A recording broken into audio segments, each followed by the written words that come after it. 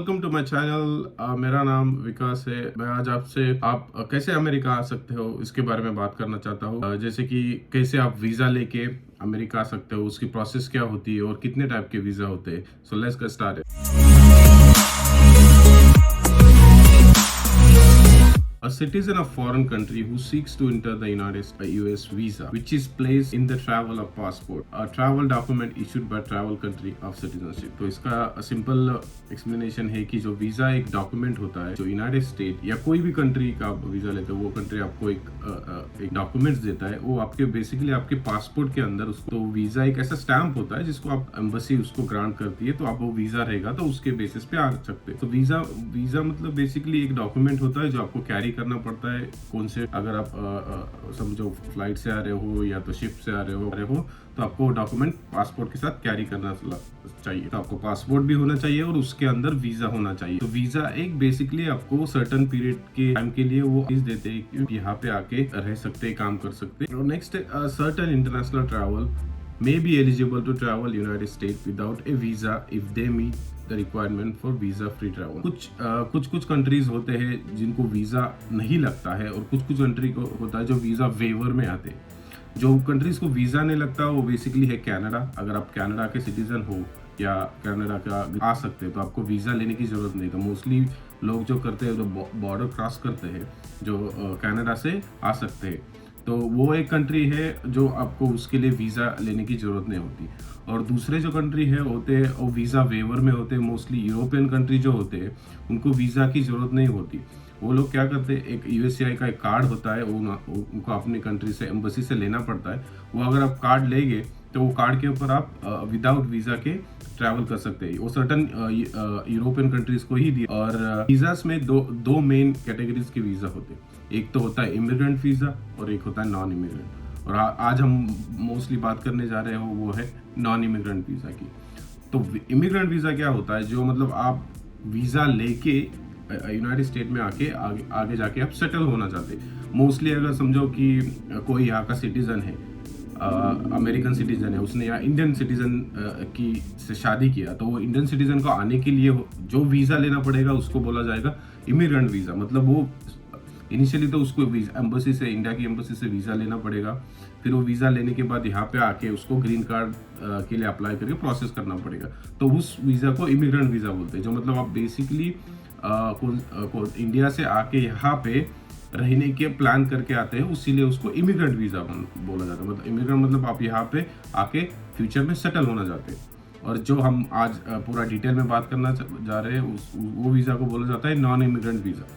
Non immigrant visa क्या होता है, जो आपको सर्टेन पीरियड के लिए यहाँ पे आके अलाउ किया जाता है काम करने के लिए, घूमने के लिए, डिपेंड करता है आपको कौन सा वीज़ा है, तो इसीलिए उसको नॉन इमिग्रेंट वीज़ा बोला जाता है। तो वीज़ा के ऊपर आपको यहाँ पे आके सर्टेन पीरियड के ऊपर काम करके वीज़ा है, उसके बाद आपको आपकी कंट्री में वापस जाना पड़ता है उस अभी नॉन इमिग्रेंट वीज़ा में बहुत सारे वीज़ा टाइप होते हैं। तो आप डिसाइड कर सकते कि ये आपके लिए कौन सा सूट होता है। तो इसलिए मेन कैटेगरीज यहाँ पे मैं एक्सप्लेन करूंगा जो मोस्टली इंडियंस या के लिए ज़्यादा सूटेबल होते हैं। उसमें सबसे पहला कैटेगरी होता है ए वीज़ा। हमारा जो फर्स्ट कैटेगरी है लिस्ट में उसे बोला जाता है ए वीज़ा। ए वीज़ा जो होता है वो diplomat and foreign government official को ही दिया जाता है। मतलब अगर समझो जो इंडिया का कोई मिनिस्टर है या गवर्नमेंट ऑफिशियल्स है, तो उनको अगर यूएस में आना है तो उनको जो वीज़ा लेना पड़ेगा वो ए वीज़ा लेना पड़ेगा। वो सिर्फ जो ऑफिशियल रिलेटेड काम है वही आके यहाँ पे कर सकते हैं। हमारा नेक्स्ट कैटेगरी है, उसे बोला जाता है B1 B2 वीजा। इसमें दो कैटेगरीज होते हैं। वो तो एक होता है B1 वीजा जो टेम्पररी बिजनेस के लिए दिया जाता है, और सेकंड होता है B2 वीजा जो टूरिज्म पर्पस के लिए जाता है। अब B1 B2 वीजा लेते हो, वो वीजा इनिशियली 10 साल का होता है। 10 साल का वीजा होता है। अगर वो आपके पासपोर्ट पे 10 साल का स्टैम्प मारा जाता है, जो उसमें आप यहाँ पे 180 डेज के लिए यहाँ पे रह सकते हैं आप। तो उसके बाद आपको फिर से इंडिया जाना पड़ेगा, और नेक्स्ट टाइम आपको आना है तो आप सेम वीज़ा यूज़ करके आ सकते हो, इसीलिए वो 10 साल का दिया जाता है। तो B1 वीज़ा जो होता है वो जैसे बोला मैंने टेम्पररी बिजनेस के लिए होता है। अगर समझो कोई बिजनेसमैन या कोई बड़ी कंपनी का CEO है, वो यहाँ पे आके कुछ मीटिंग करना चाहता है, कुछ डील करना चाहता है या कुछ बिजनेस रिलेटेड काम करना चाहता है, तो वो उसको B1 वीज़ा लेना पड़ेगा। तो वो वीज़ा B1 वीज़ा। और सेकेंड वीज़ा उसमें कैटेगरी होता है जो B2 वीज़ा होता है, जो उसमें बहुत सारे होते हैं, आप रीज़न होते हैं आप किस किस रीज़न के लिए यहाँ पे आ सकते हैं। जैसे कि मेन रीज़न होता है आप टूरिज्म के लिए आ सकते हैं। समझो आपको यूएस घूमने के लिए आना है, तो आपको B2 वीज़ा लेना पड़ेगा, जो वीज़ा में आप यहाँ पे आके घूम सकते हैं। और सेकेंड इम्पोर्टेंट, अगर किसी रिलेटिव्स को यहाँ पे आके अपने फैमिली से मिलना है तो उसके लिए भी B2 वीज़ा लेना पड़ेगा। और थर्ड है, किसी को अगर यहाँ पे कुछ काम करना है, छोटा सा एक मीटिंग करनी है, कुछ भी करनी है, तो वो वीज़ा लेके आप यहाँ पे आके B2 वीज़ा लेके आप काम कर सकते हो। ये वीज़ा में दो इम्पोर्टेंट चीज़ें होती है कि यहाँ इस वीज़ा के ऊपर आप काम नहीं कर सकते या स्कूल नहीं जा सकते। या तो हमारा नेक्स्ट कैटेगरी है वो है F1 visa. F1 visa for student for academic and vocational purpose depending on your school and your field of study. F1 visa होता है वो स्टूडेंट वीज़ा होता है। बेसिकली अगर आपको इंडिया से अगर यूएस में आना है स्टडी करने के लिए, तो आपको स्टूडेंट वीज़ा लेना पड़ेगा, फिर उसके बाद आना पड़ेगा। स्टूडेंट वीज़ा का थोड़ा प्रोसेस लंबा होता है, और क्योंकि उसमें आपको सबसे पहले आपको स्कूल ढूंढना पड़ता है। स्कूल मतलब कॉलेज, जो भी कॉलेज आपको ढूंढना है आपके फील्ड में, वो आपको कॉलेज ढूंढना पड़ता है। फिर वो कॉलेज स्कूल के लिए आपको इनरोल करना पड़ता है, फिर उनका जो भी फीस वगैरह होता है उसको पे करके फिर आपको वो लोग अप्रूव करते हैं वो यूनिवर्सिटी के लिए। फिर वो यूनिवर्सिटी के लिए अप्रूव करने के बाद वो सब आपको वीजा के लिए डॉक्यूमेंट भेजेंगे। फिर वो आपको डॉक्यूमेंट्स लेके एम्बेसी में जाना है, फिर एम्बेसी में आपको वीजा फाइल करना है। वंस आपका वीजा अप्रूव होता है फिर आप वो वीजा के ऊपर आ सकते हैं। स्टूडेंट वीजा डिपेंडिंग करता है आपका कितने ड्यूरेशन के ऊपर है, क्योंकि आपके ये स्कूलिंग के ऊपर डिपेंड करता है। अगर 2 साल का आपका स्कूल है तो 2 साल का वीजा दिया जाता है, 3 साल का होता है तो 3 साल का दिया जाता है। लेकिन इसमें अच्छी बात ये कि अगर आप यहाँ पे आके कॉलेज या स्कूल करते हो तो आपको यहाँ पे इंटर्नशिप दी जाती है 6 महीने की, 1 साल की, डिपेंड करता है आपका कौन सा कोर्स है, उसके ऊपर इंटर्नशिप दी जाती है। वो इंटर्नशिप में आप काम कर सकते हो। क्या ऑन कैंपस भी जॉब होता है, वो थोड़ा बहुत आप ऑन कैंपस 20 आवर्स वीक होता है, वो जॉब करके आप थोड़ा बहुत पैसा भी कमा सकते हैं। लेकिन आपका जब कॉलेज आपका खत्म होता है, आप वो कॉलेज से डिग्री लेते हो, ग्रेजुएट करते हो कॉलेज में, तो आपको जॉब के लिए भी कैंपस जॉब ऑफर किया जाता है। तो अगर वो आप आपका अच्छी कंपनी में जॉब लगता है तो वो कंपनी फिर आपको आगे जाके वीजा के लिए स्पॉन्सर करती है, तो वो वीजा फिर से आपको H1B1 वीजा में कन्वर्ट किया जाता है। अगर फिर वो वीजा अगर हो गया फिर H1B से उसके लिए ग्रीन कार्ड आपके लिए अप्लाई। तो जो भी इंडिया में स्टूडेंट थे वो अगर यहाँ पे आके पढ़ाई करना चाहते हैं, पढ़ाई करके फिर आगे सेटल होना चाहते हैं या तो जॉब करना चाहते हैं, तो ये F1 वीजा लेके आपको आ सकते हैं। F1 वीजा में मैंने बहुत सारे स्टूडेंट देखे हैं कि वो यहाँ पे आते हैं, फिर अच्छी डिग्रीज होते हैं, कॉलेज होते हैं, कॉलेज में जॉब, वो आपका स्कूलिंग खत्म करके फिर जॉब लेते हैं, फिर बहुत सारी कंपनी उनको एक्सेप्ट करती है, फिर आप जॉब करके फिर यहाँ पे रह सकते हैं। अगर आपको नहीं रहना है तो थोड़े दिन 4-5 साल काम करके एक्सपीरियंस लेकर अगर आप इंडिया जाओगे तो वो एक्सपीरियंस को बहुत वैल्यू दी जाती है, क्योंकि आपका स्कूलिंग भी यहाँ पे हुआ है, आपने एक डिग्री ली है यहाँ पे, फिर जॉब किया थोड़ा बहुत, तो वो एक्सपीरियंस लेकर आप इंडिया जाओगे तो उसका आपको बहुत सारा बेनिफिट्स मिले। हमारा नेक्स्ट कैटेगरी है जो है H1B वीजा। H1B वीजा होता है for employees in highly specialised field who have been employed in highly specialised field. This means that they have an advanced degree or a job that cannot be necessarily be done without having extensive training. तो basically H1B1 visa होता है, वो होता है कि job visa. अगर आपको यहाँ पे कोई जॉब करने के लिए आना है तो आपको H1B वीजा के लिए अप्लाई करना पड़ेगा। लेकिन ये वीजा के लिए सर्टन कुछ रिक्वायरमेंट्स होती है, वो आपको मीट करनी पड़ेगी। जैसे कि आपके पास एक डिग्री होनी चाहिए जो अच्छे फील्ड में होनी चाहिए, या तो आपका क्वालिफिकेशन हो, वो अच्छा सा क्वालिफिकेशन होना चाहिए। जो रिक्वायरमेंट होता है उसको आपको फॉलो करना पड़ेगा। एग्जाम्पल डॉक्टर्स, इंजीनियर, साइंटिस्ट जो होते हैं, बहुत सारे डॉक्टर्स, इंजीनियर्स अमेरिका में आते हैं इंडिया से। मैंने बहुत सारे मेरे फ्रेंड्स है ये जो यहाँ पे आके जॉब करते हैं, अच्छी कंपनी में जॉब करते हैं। आप कैलिफोर्निया में जाओगे, सिलिकॉन वैली में, मोस्टली वहाँ पे बहुत सारे इंडियंस है। मैं बहुत बार उधर गया तो मैं देखता हूँ बहुत सारे इंडियंस। मेरे यहाँ पे भी एक हॉस्पिटल है, जॉन हॉपकिंस हॉस्पिटल बोल के, वहाँ पे भी बहुत सारे डॉक्टर्स और नर्सेज इंडियन है। तो जो अगर आपको यहाँ पे आना है, अगर आप कोई डॉक्टर्स है, इंजीनियर्स है, या आपके पास कुछ अच्छी डिग्री है, तो आप यहाँ पे आके काम कर सकते हैं। लेकिन इसके लिए भी प्रोसेस होती है, आपको वो बेसिक प्रोसेस फॉलो करनी पड़ती है। जैसे कि आपको एम्प्लॉयर ढूंढना पड़ता है यहाँ पे, जो भी एम्प्लॉयर है, फिर उसको आपको जॉब के लिए अप्लाई करना पड़ता है।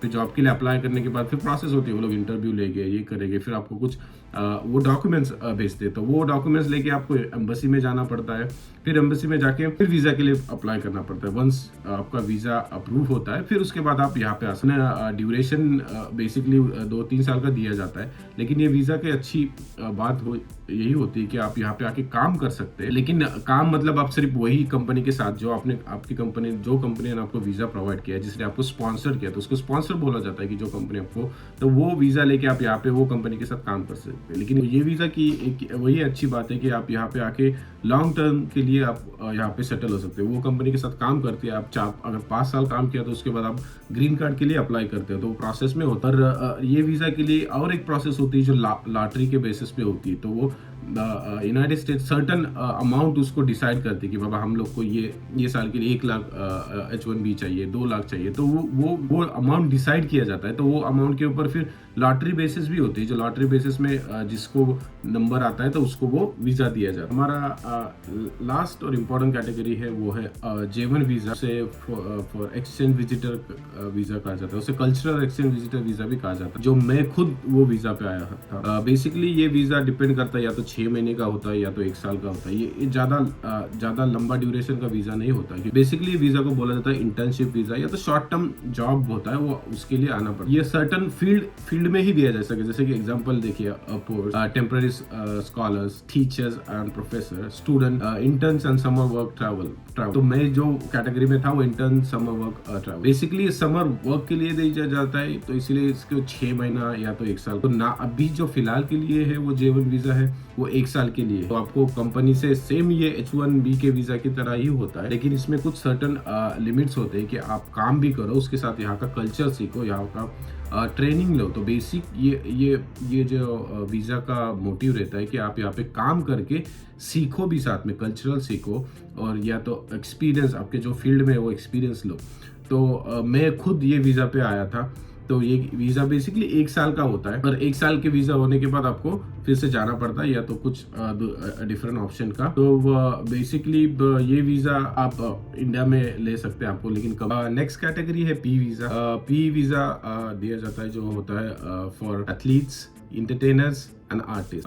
इसमें 3 सब कैटेगरीज होती है। जो फर्स्ट कैटेगरीज होती है वो है P1, P visa for individual और टीम एथलीट्स और मेंबर ऑफ एंटरटेनमेंट ग्रुप। अगर समझो कोई एथलीट्स है या कोई एंटरटेनर है, जैसे कि आर्टिस्ट है या तो मूवी स्टार है, या कोई मूवी बनाने के लिए यहाँ पे आना चाहता है, तो उनको जो वीजा लेना पड़ेगा वो P वीजा। उसमें सेकंड कैटेगरी है P2 वीजा फॉर आर्टिस्ट और entertainer that will perform in US as a individual और अ ग्रुप। जैसे कि बोला कि मैंने सेम कि अगर आप कोई भी आर्टिस्ट है इंडिया से आना चाहता है तो वो उसको लिए वीजा लेना पड़ेगा, वो P2 visa. P3 for artist and entertainer who will perform, teach, coach in the US individual और अ ग्रुप। जो भी यहाँ पे आके कुछ टीचिंग करना चाहता है या तो परफॉर्म करना चाहता है उसके लिए P3 वीजा। नेक्स्ट कैटेगरी है वो R वीजा है। R visa for temporary religious worker. Temporary religious workers who want to practice with in the US in the religion capacity need to get the R visa type. तो अगर समझो कि कोई किसी को रिलीजियस पर्पस के लिए यहाँ पे आना है, अगर समझो कि इंडिया के कोई साधु है या तो कोई